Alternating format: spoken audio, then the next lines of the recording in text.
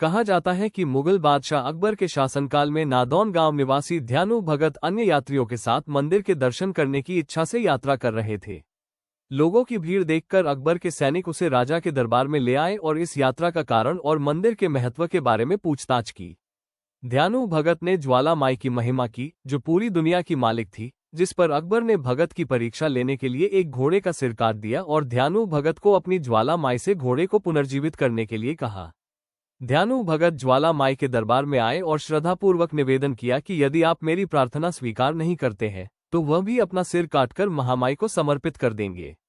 कुछ क्षण तक देवी के चमत्कार की परीक्षा करने के बाद ध्यानु भगत ने अपना सिर काटकर भगवती के चरणों में रख दिया। इस पर भगवती साक्षात रूप में प्रकट हुई और उन्होंने ध्यानु भगत का सिर और घोड़े का सिर भी अकबर के दरबार में लगा दिया।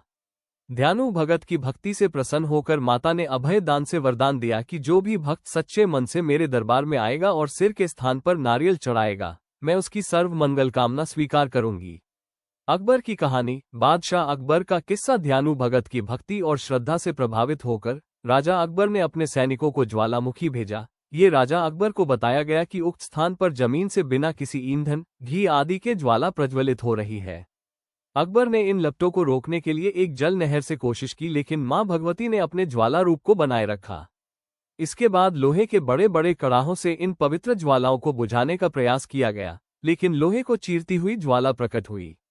दरबारियों की सलाह पर बादशाह अकबर सोने की छत्र लेकर ज्वाला माई के दर्शन के लिए पहुंचे, लेकिन उनका घमंड तोड़ने के लिए भगवती ने छत्र का रूप बदल दिया।